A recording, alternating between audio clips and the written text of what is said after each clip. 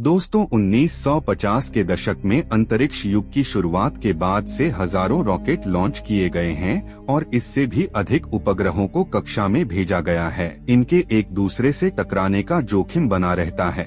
सभी उपग्रह हमेशा के लिए सक्रिय नहीं होते और कई खराब हो चुके हैं। हमारे ग्रह की परिक्रमा करने वाले हजारों उपग्रह मृत हैं। साथ ही यहाँ रॉकेटों के मलबे भी हैं। अगर इन्हें अनियंत्रित छोड़ दिया गया तो जल्द ही एक समस्या हो सकती है।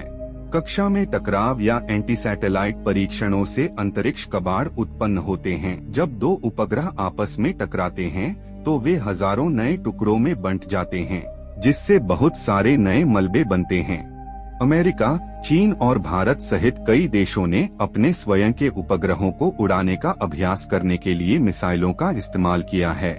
इससे खतरनाक मलबे के हजारों नए टुकड़े बनते हैं। 1978 में नासा के वैज्ञानिक डोनाल्ड केसलर ने एक विचार रखा, जहां उन्होंने कहा कि यदि कक्षा में बहुत अधिक कबाड़ होंगे तो इसका परिणाम एक चैन रिएक्शन हो सकता है, जहां अधिक से अधिक वस्तुएं टकराती हैं और इस प्रक्रिया में नया कबाड़ पैदा होता है।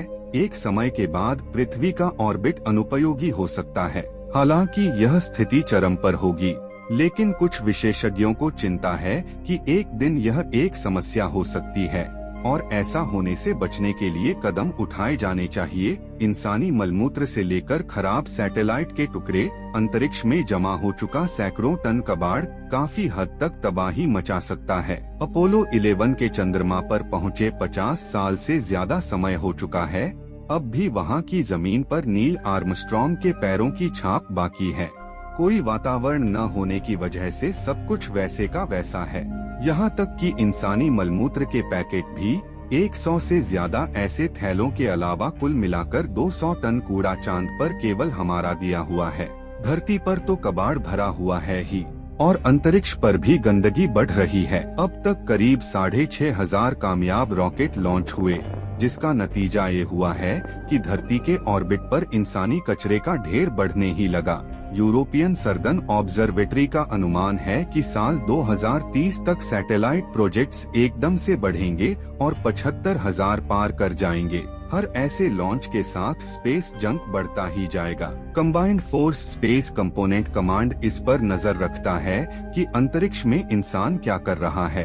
Combined force space component command ने बाकायदा एक लिस्ट बनाई, जिसमें अलग अलग तरह के जंक्स शामिल हैं। वैज्ञानिकों ने वो तरीका बनाया जिसमें 10 सेंटीमीटर साइज के ऑब्जेक्ट जो 3 किलोमीटर प्रति सेकंड की रफ्तार से घूम रहे हों, उन्हें ट्रैक किया जा सके। इसके अलावा भी बहुत सा जंक है जिसके बारे में मोटा अनुमान ही लगाया जा सका। लिडार नाम के उपकरण से लगातार इन्हें ट्रैक किया जा रहा है कि ये कहां और किस गति से जा रहे हैं। फिलहाल 10 सेंटीमीटर या उससे बड़े आकार के 1 मिलियन ऑब्जेक्ट हैं जो धरती के आसपास घूम रहे हैं। वहीं 1 से 9 सेंटीमीटर तक के 130 मिलियन से भी ज्यादा ऑब्जेक्ट हैं। ये रॉकेट का कूड़ा भी हो सकते हैं, पेंट भी और मलमूत्र भी। भले ही इनका आकार छोटा हो, लेकिन ये बंदूक की गोली से भी तेजी से घूम रहे हैं।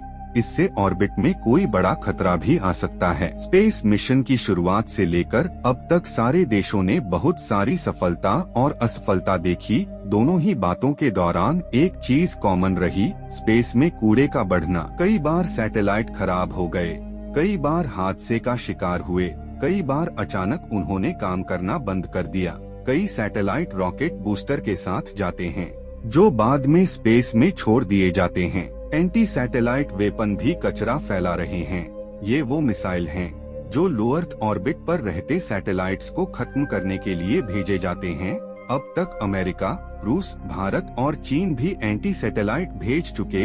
ये सैटेलाइट को खत्म करते हैं, जिसके दौरान स्पेस में उसका कचरा फैल जाता है। वैज्ञानिकों का कहना है कि धरती से कहीं ज्यादा खतरनाक स्पेस जंक हो सकता है। यहाँ हर चीज बहुत तेजी से घूमती रहती है, यहाँ तक कि 1 सेंटीमीटर छोटा टुकड़ा भी करीब 1000 किलोमीटर प्रति घंटे की रफ्तार से घूमता रहता है। ऐसे में अगर वो किसी सैटेलाइट से टकराए तो गंभीर नुकसान हो सकता है, और ऐसा हो भी चुका है। साल 2021 में चीनी वेदर सैटेलाइट का जंक इंटरनेशनल स्पेस स्टेशन से टकरा गया था।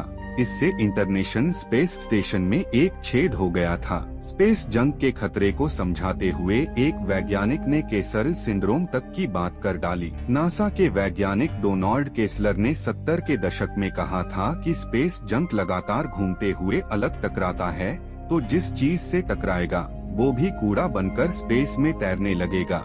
एक के बाद एक लगातार टक्कर होती रहेगी, फिर एक समय ऐसा आएगा जब स्पेस में जगह ही बाकी नहीं रहेगी। आउटर स्पेस ट्रीटी ऑफ 1967 कहता है कि चंद्रमा या स्पेस के किसी भी हिस्से पर किसी व्यक्ति या देश का अधिकार नहीं।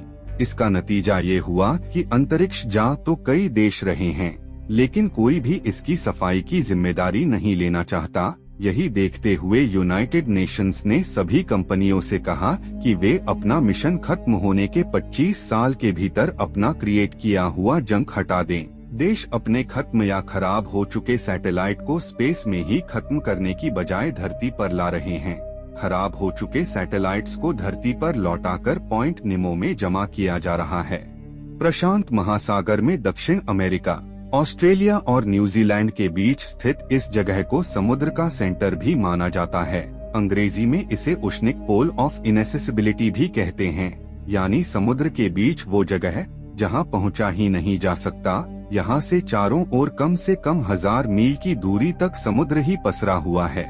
अब तक यहाँ 100 से ज्यादा सैटेलाइट्स का कबाड़ जमा हो चुका है और साल 2031 में जब इंटरनेशनल स्पेस स्टेशन खत्म होने लगेगा तब उसे भी निमो पर ही फेंका जाएगा।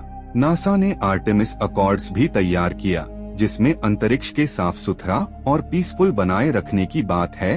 28 देशों ने इस पर दस्तखत भी कर दिए हैं। रूस और चीन अब भी इसका हिस्सा नहीं बने हैं और सबसे बड़ी परेशानी ये है कि प्राइवेट कंपनियां भी इसमें शामिल नहीं हैं। ऐसे में स्पेस के कबाड़ को कम करना जरा मुश्किल ही दिख रहा है, लेकिन हमें उम्मीद है कि वैज्ञानिक इसका समाधान जल्द ही ढूंढ लेंगे। बाकी दोस्तों, आज की वीडियो में बस इतना ही। अब आपका इस वीडियो के बारे में क्या राय है मुझे कमेंट में जरूर बताएं।